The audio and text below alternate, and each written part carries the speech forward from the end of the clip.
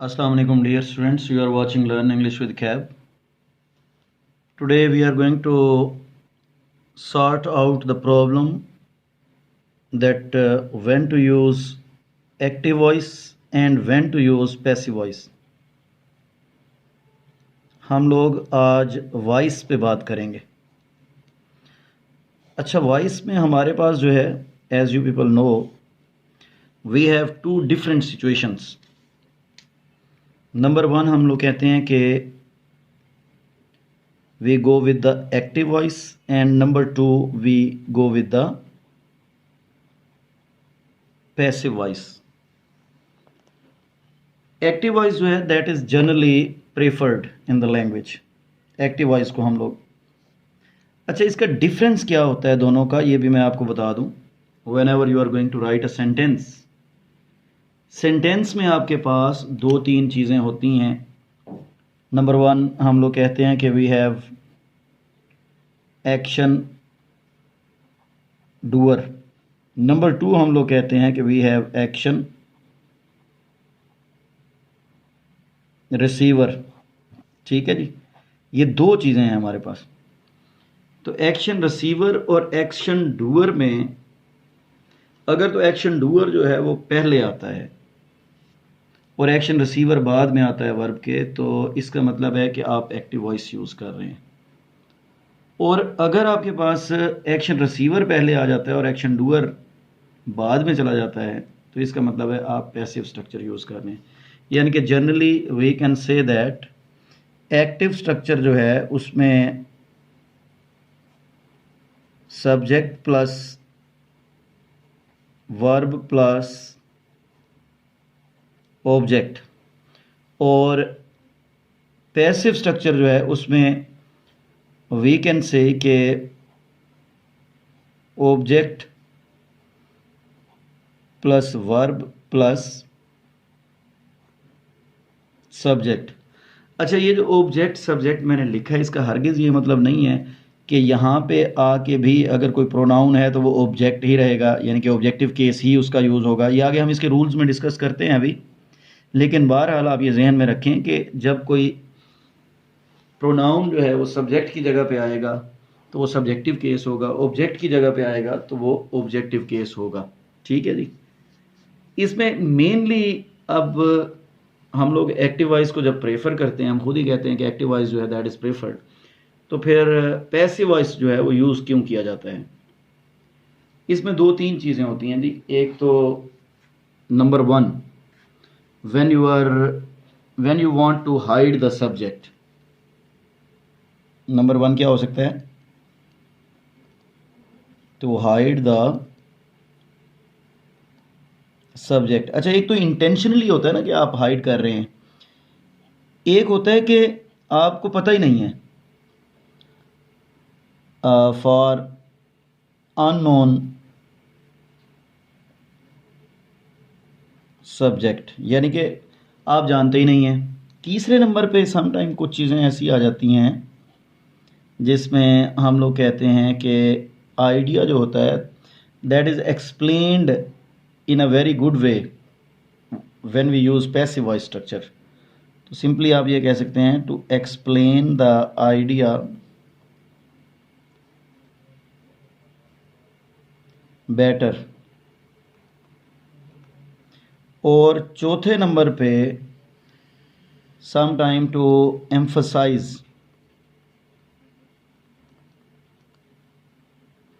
The main idea. यानी कि ये चार हमारे पास ऑलमोस्ट इसकी रीजंस होती हैं when you are using passive voice.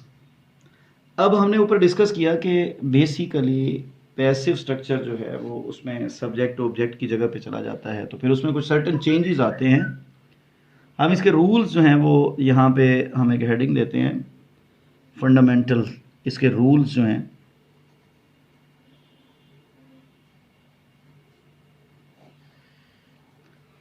तो इसके रूल्स में मैंने आप लोगों को बताया कि subject is changed into object, and object is changed into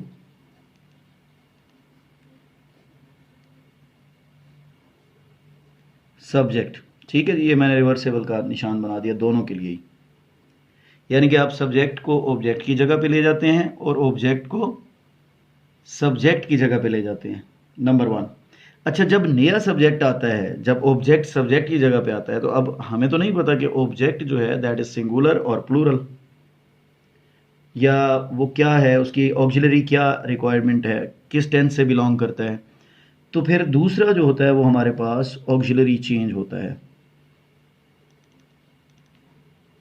दूसरा क्या होता है जी? Auxiliary change.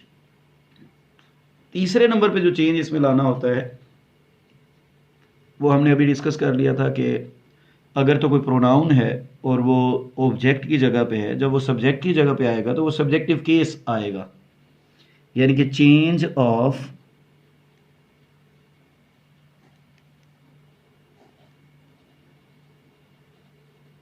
प्रोनाउन। ठीक है जी। पहले नंबर पे क्या है जी? सब्जेक्ट को ऑब्जेक्ट की जगह पे ले जाना है, ऑब्जेक्ट को सब्जेक्ट की जगह पे ले आना है। दूसरे नंबर पे ऑक्सिलरी, फिर नए सब्जेक्ट के मुताबिक। तीसरे नंबर पे चेंज ऑफ प्रोनाउन हो जाएगा। चौथे नंबर पे याद रखिएगा कि इसमें third form of verb use होगी और टेंस जो है वो सेम रहता है। Tense remains the same। और फाइनली हम लोग एजेंसी के लिए बाय का वर्ड यूज़ करते हैं जब सब्जेक्ट को लाते हैं ऑब्जेक्ट की जगह पे।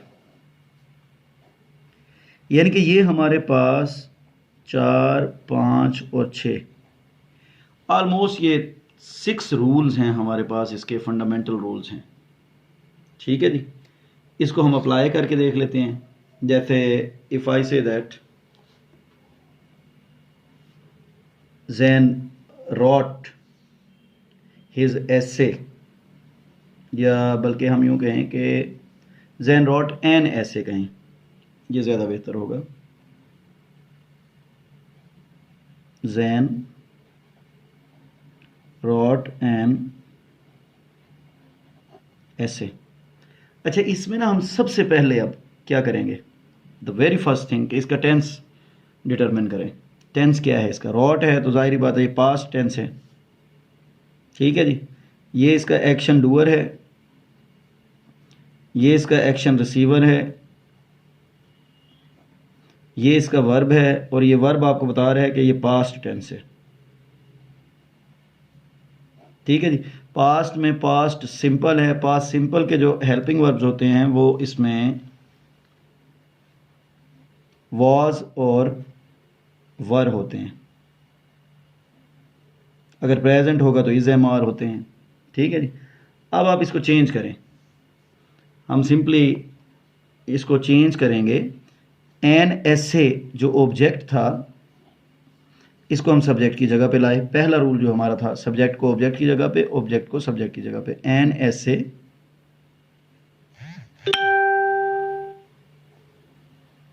एन एसे पास्ट सिंपल में वॉज आएगा या वर आएगा? एन ऐसे है तो क्या आना चाहिए? वॉज। वॉज। राइट हमारे पास वर्ब है तो राइट की जगह क्या आएगा? रिटन। हमने कहा third form of verb use होगी। एन ऐसे वॉज रिटन, बाय लगाएंगे एजेंसी के लिए और ऑब्जेक्ट ले आएंगे बाय। जैन का ऑब्जेक्टिव केस भी जैन ही होगा। याद रखिएगा कि नाउन का सब्जेक्टिव केस और ऑब्जेक्टिव केस सेम होता है। ठीक है जी। नाउन का ऑब्जेक्टिव केस और सब्जेक्टिव केस सेम होता है। अब ये आप ज़रा देख लें यहाँ पे कि ये ऑब्जेक्ट था, ये हमने ऑक्सिलरी यानी कि दूसरा रूल अप्लाई कर दिया और प्रोनाउन इसमें यूज़ नहीं हुआ था, थर्ड फॉर्म ऑफ वर्ब आ गई, तीसरा रूल अप्लाई कर दिया। टेंस सेम है, पहले भी पास्ट था अब भी पास्ट है, और बाय ऐड किया और ये हमने सब्जेक्ट को ऑब्जेक्ट की जगह पे लगा दिया। इसी तरह से if I say that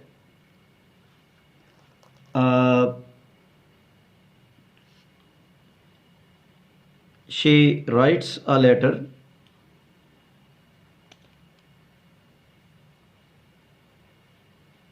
she writes a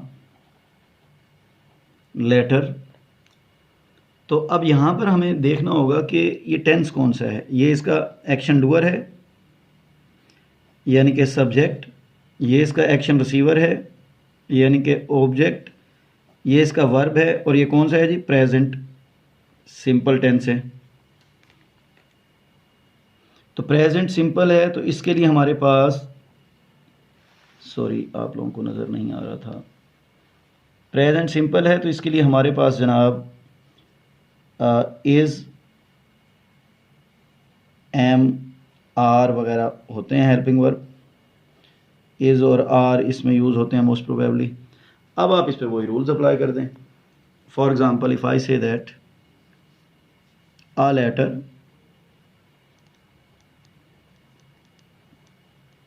a letter, is आएगा, एम आएगा, आर आएगा लेटर के साथ। Is, a letter is written by. अब ये देखें ये शी है, शी का ऑब्जेक्टिव केस क्या बनेगा, अब यहाँ पे ये प्रोनाउन चेंज आ गया तो इट शुड बी हर। ठीक है जी, ये objective case of the subject आ गया, ये बाय आ गया आपके पास, ये थर्ड फॉर्म ऑफ वर्ब हमने कहा था आएगी हमेशा, ये इसका वर्ब आ गया, ये इसका ऑब्जेक्ट सब्जेक्ट की जगह पे यानी कि न्यू सब्जेक्ट कह लें या जो भी आप इसको कहना चाहें। ठीक है जी, तो ये इसका एक चेंज है, इस तरह से हम इसको लेके चलेंगे। समझ रहे हैं जी बात को। अब इसमें हमारे पास जो है, मैं थोड़ा सा चीज़ों को यहाँ पे क्लैरिफाई करना चाहूँगा कि ये जो भी मैंने आपको मेथड बताया है ये जनरल है, और आज हम लोग टेंसेस के हवाले से ही बात कर रहे हैं। आज हम लोग सिर्फ टेंसेस के हवाले से ही बात कर रहे हैं, और टेंसेस में हम देखेंगे कि हमारे पास क्या क्या आप कह लें कि चेंजेस आते हैं। तो सारे 12 के 12 टेंसेस को डिस्कस करेंगे, और आपकी ये जो गलत फहमी है कि कुछ टेंसेस जो हैं उनको हम डील नहीं करते, तो उनके बारे में भी हम डिस्कस करेंगे कि उनको हम क्यों ये कहा जाता है कि उनको डील नहीं करते। तो सबसे पहले हम सिंपल टेंस, ये आपने सिंपल टेंस में ही देखा कि हमने प्रेजेंट सिंपल लिया, ये हमने पास्ट सिंपल लिया था यहाँ पे। अभी हम फ्यूचर सिंपल भी ले लेते हैं। जैसे if I say that they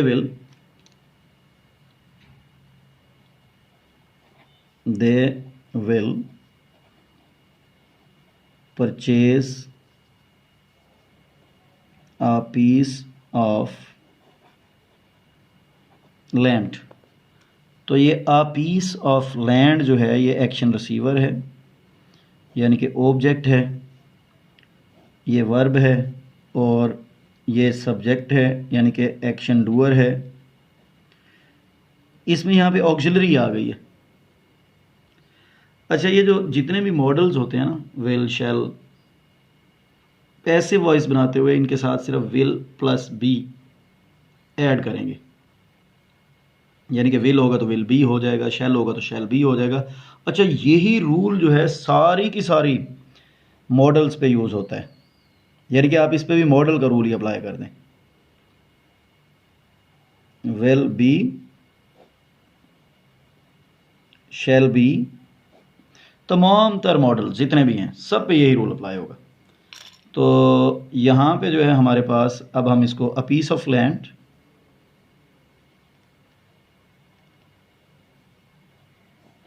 a piece of land, ये लें reaction receiver at the place of subject आ गया। विल को हमने किस में चेंज करना है, विल बी में चेंज करेंगे, और परचेज तो फिर third form of verb, purchased by आ गया, और ये जो दे है इसका ऑब्जेक्टिव केस क्या होगा जी, देम। ठीक है जी। तो ये बड़ा सिंपली हमने a piece of land will be, यानी कि ये ऑक्सिलरी चेंज, ठीक है जी, ये मेन वर्ब का चेंज, ठीक है जी, और वो जो हमने सब्जेक्ट की बात की थी, सब्जेक्ट और ऑब्जेक्ट की जो हमने बात की थी, तो सब्जेक्ट जो है वो ये बाय ऐड करके हमने आगे बाय देम कर दिया। तो ये हमारे पास तीनों सिंपल टेंसेस हैं। ये क्या हैं? सिंपल टेंसेस हैं। आगे हम लोग बात करेंगे कॉन्टिन्यूअस टेंसेस की। अच्छा, इसमें ना अब बड़ा आसान सा फार्मूला है, आप लोगों को बिल्कुल भी परेशान होने की ज़रूरत नहीं है। मैं यहाँ पे आपको बड़ा आसान अभी क्लियर कर देता हूँ। What you need is to keep in your mind that what is the auxiliaries, helping verb हैं क्या। अगर कॉन्टिन्यूस टेंसेस की बात करते हैं तो कॉन्टिन्यूस टेंसेस में हमारे पास जो हेल्पिंग वर्ब्स होते हैं, तीन टेंसेस हैं हमारे पास, present plus past plus future. अच्छा, इन तीनों के हमारे पास जो हेल्पिंग वर्ब्स हैं वो हैं is, am, are, was, were, shall be and will be। ठीक है जी, कोई रॉकेट साइंस नहीं है, दैट इज़ वेरी सिंपल। इसकी जो ट्रांजिशन है बहुत ही आसान है। आप सुनेंगे तो आप कहेंगे इतना आसान था। मतलब आपने सिंपली यहाँ पे बीइंग लगाना है plus third form of verb लगा देनी है, बस। क्या लगाना है जी? बीइंग लगाना है और थर्ड फॉर्म ऑफ वर्ब। अच्छा, ये जो विल भी है ना और शैल भी, जनरली ये कहा जाता है, कुछ टीचर्स कहते हैं कि फ्यूचर कॉन्टिन्यूअस का आपने पैसिव नहीं बनाना। बनाना या ना बनाना ये एक अलग इशू है, लेकिन याद रखिएगा कि हमारे पास सर्टन रूल मौजूद है, हम उस स्ट्रक्चर पे बना सकते हैं। अब वो लेस कॉमन है, मोर कॉमन है, अप्रिशिएटेड है, लेस अप्रिशिएटेड है, ये एक अलग इशू है, लेकिन स्ट्रक्चर चेंज हो सकता है। समझ रहे? तो इसकी हम एग्जांपल लेते हैं। If I say that they are bringing merriment to the poor, they are bringing merriment to the poor। तो अब यहाँ पर हमारे पास ये आपका जनाब एक्शन डूअर यानी कि सब्जेक्ट, ये हेल्पिंग वर्ब, ये मेन वर्ब और merriment टू द पुअर ये एक्शन रिसीवर है। दे आर ब्रिंगिंग व्हाट, यानी कि मैरीमेंट जो है ना ये इसका ऑब्जेक्ट है। ठीक है जी, ये क्या है? इसका ऑब्जेक्ट है। तो मैरीमेंट टू द पुअर, ये थोड़ा सा टेक्निकल है, इसको समझिएगा। Merriment to the poor as आएगा जी, नए सब्जेक्ट के मतलब। और हमने क्या कहा? Being plus third form of verb, is being brought, BROUGHT, is being brought by, they का क्या आएगा जी? देम। तो ये आपके पास merriment to the poor is being brought by them. ठीक है जी, तो ये आपके पास हेल्पिंग वर्ब यहाँ पे चेंज हो गया, ये मेन वर्ब यहाँ पे बीइंग प्लस ब्रॉट हो गया। ठीक है जी, और ये पूरे का पूरा मैरीमेंट टू द पुअर हमने एज एन ऑब्जेक्ट लिया। ये क्या लिया जी? As an object. इस तरह से इफ आई से दैट, मैं फ्यूचर कंटिन्यूअस का बना रहा हूँ sentence, she will be fixing the dinner. तो ये आपके पास एक्शन रिसीवर है यानी कि ऑब्जेक्ट है, और विल बी फिक्सिंग वर्ब है, ये एक्शन डूअर है यानी कि सब्जेक्ट है। The dinner will B, the dinner will be being fixed bye, she का क्या आएगा जी, हर। ठीक है जी, जैसे यहाँ पे दे का क्या आया था, देम। ठीक हो गया। तो ये आपके पास ये न्यू सब्जेक्ट आ गया द डिनर, ये विल बी बीइंग में चेंज हो गया। ये ज़रा ज़हन में रखें, विल बी था तो हमने विल बी बीइंग में चेंज कर दिया, फिक्सिंग था तो फिक्स्ड में आ गया। जैसे यहाँ पे आर था तो हमने इज बीइंग में चेंज किया। ठीक है जी, ये ब्रिंगिंग को यहाँ पे लाएं बल्कि। तो ये हमारे पास the dinner will be being fixed by her. ठीक हो गया जी। अब आ जाए हम लोग बात करेंगे इसी तरह से पास्ट की भी। अगर मैं कहता हूँ कि शी वॉज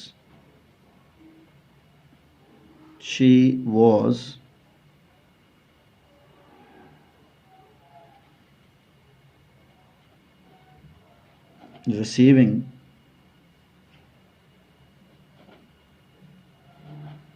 गिफ्ट्स, तो यहाँ पे आपके पास ये ऑब्जेक्ट है, ये रिसीविंग वर्ब है, ये हेल्पिंग वर्ब है इसका, और ये सब्जेक्ट है यानी कि एक्शन डूअर है।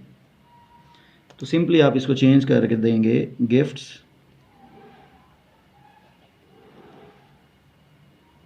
वर आ जाएगा, गिफ्ट्स वर, और बीइंग हो जाएगा, being gifts were being received by हर। तो ये आपके पास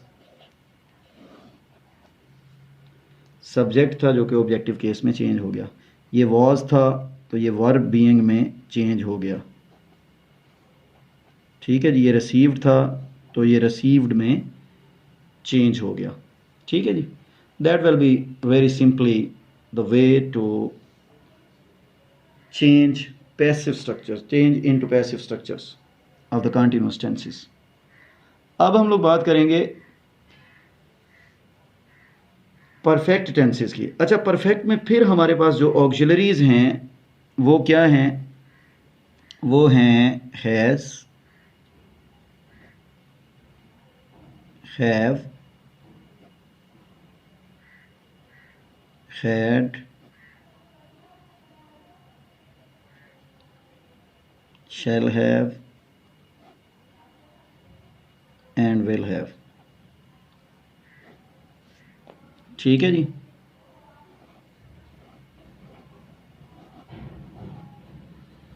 तो आपने क्या करना है, आपने यहाँ पे सिंपली बीन लगाना है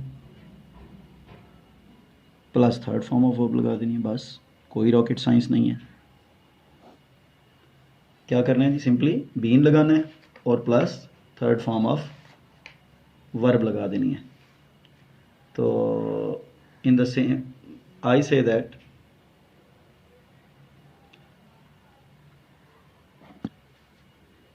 his family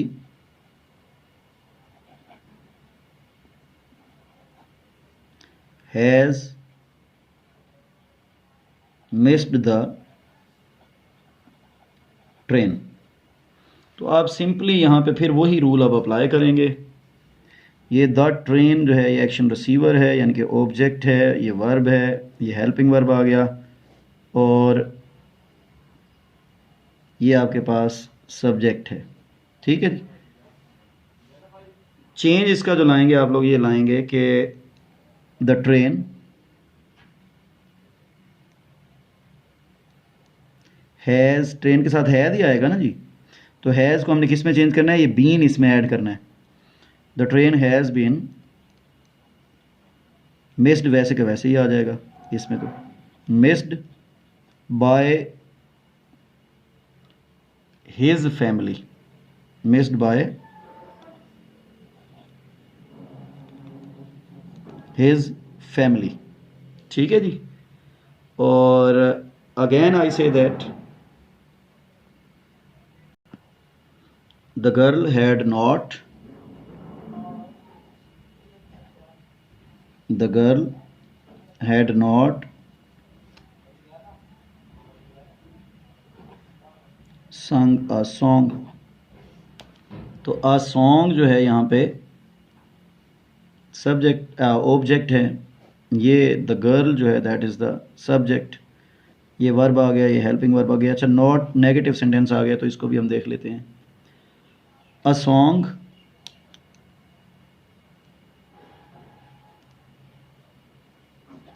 a song had not been, वही नॉट जो है ना, वो जैसे हम डबल ऑक्सिलरी के दरमियान में लगाते होते हैं, not been sung by the girl. ठीक है जी, यानी कि ये आपके पास सिंपली सब्जेक्ट था, ये ऑब्जेक्ट की जगह पे आ गया, ये हमने बाय ऐड कर दिया, ये आ सॉन्ग सब्जेक्ट की जगह पे आ गया, ये हैड था तो इसको हमने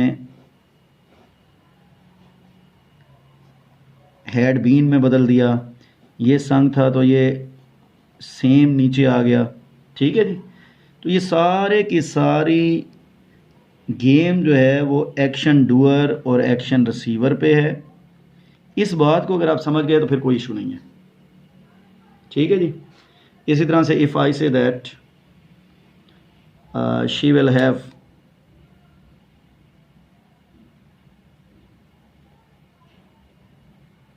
she will have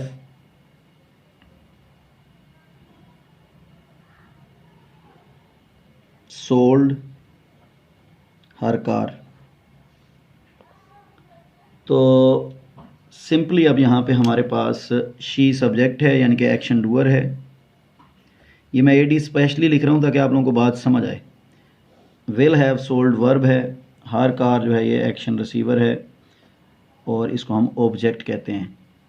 will have जो है इसमें ये हेल्पिंग वर्ब है, सोल्ड जो है ये मेन वर्ब है। तो इसको अब चेंज करने के लिए जो ट्रांजिशन लाएंगे हम लोग वो कैसे लाएंगे, हर कार